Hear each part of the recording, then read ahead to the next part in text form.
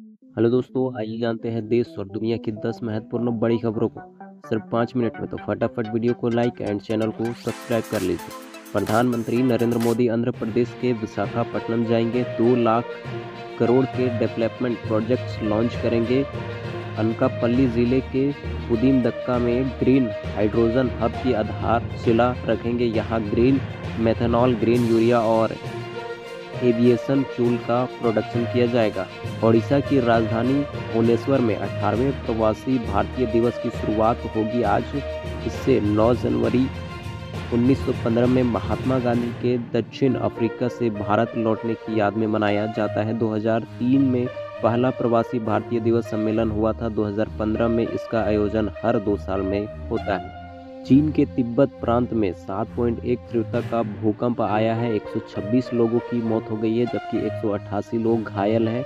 भूकंप का असर नेपाल, भूटान सहित भारत के सिक्किम और उत्तराखंड में भी दिखा। तिब्बत के संजाक में बिजली और पानी दोनों की सप्लाई बंद हो गई है। चीन ने माउंट एवरेस्ट के टूरिस्ट प्लेन बंद कर दिए हैं। झारखंड में अगले 3 दिनों तक पारा 4 डिग्री तक गिरेगा। बर्फीली हवाओं में से फिर लौटेगी ठिठुरन वाली ठंड। रांची सहित राज्य के अधिकतर जिलों में मंगलवार को शाम से ही मौसम का मिजाज बदलने लगा है। सुबह से दोपहर तक बादल छाने की वजह से न्यूनतम तापमान बढ़कर 10 डिग्री सेल्सियस से ऊपर पहुंच गया। इस वजह से ठंड से कुछ राहत मिली थी, लेकिन दोपहर बाद आसमान साफ होते ही एक बार फिर ठंडी हवा चलने लगी। इंडिया गेट का नाम भारत माता द्वार करने की मांग। बीजेपी अल्पसंख्यक मोर्चा के अध्यक्ष ने मोदी को चिट्ठी लिखी, कहा ये शहीदों का श्रद्धांजलि होगी। भाजपा अल्पसंख्यक मोर्चा के राष्ट्रीय अध्यक्ष जमाल सिद्दीकी ने इंडिया गेट का नाम बदलकर भारत माता द्वार करने की मांग की है। जमाल ने प्रधानमंत्री मोदी के नाम एक चिट्ठी लिखी, जिसमें कहा है कि नाम बदलना देश के 10,000 शहीद जवानों को सच्ची श्रद्धांजलि होगी। जमाल ने कहा, अपने क्रूर मुगल के नाम पर बनी औरंगजेब रोड का नाम doctor APJ Abdul Kalam road किया गया। गेट पर लगी चार्ज पंचम की मूर्ति हटाकर नेताजी सुभाष चंद्र बोस की मूर्ति लगाई।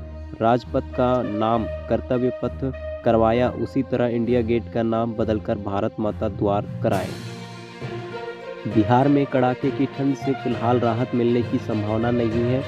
पछुआ हवा के कारण अगले 3 दिनों में न्यूनतम तापमान में 2 से 4 डिग्री सेल्सियस की गिरावट संभावना है। आज यानी बुधवार को पटना समेत पूरे प्रदेश में घना कोहरा छाया रहेगा। मौसम विज्ञान केंद्र के सभी जिलों में अपने घने कोहरे का अलर्ट जारी किया है। कोहरे की वजह से विजिबिलिटी 150 से 200 मीटर तक रहने की संभावना है। पिछले 24 घंटे में जमुई सबसे ठंडा जिला रहा।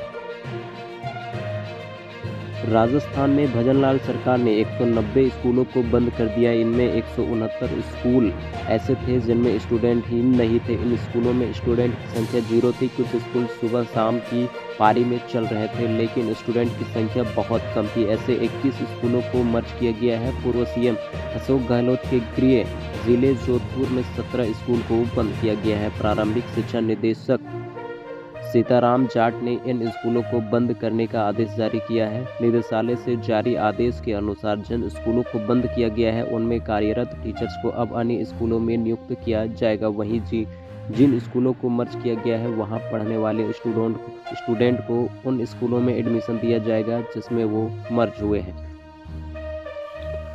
मैया समान योजना के इस तरह की महिलाएं होंगी बाहर। CM हेमंत सोरेन ने कर दिया बड़ा ऐलान। मैया समान योजना को लेकर नया अपडेट सामने आया है। इसके तहत कहा गया है कि जो महिलाएं गलत तरीके से पैसे उठा रही है उनको खुद बाहर हो जाना चाहिए। मुख्यमंत्री हेमंत सोरेन ने खुद इस पर अपडेट देते हुए कहा है कि जो गलत शपथ देकर फर्जी तरीके से मैया समान योजना का लाभ ले रही है। हेमंत सोरेन ने कहा है कि अगर कोई महिला गलत तरीके से इसका लाभ ले रही है तो इसे ज़रूरतमंदों को इसका लाभ नहीं मिल पाएगा। इसलिए उन महिलाओं से अपील है कि कृपया आप खुद बाहर हो जाए।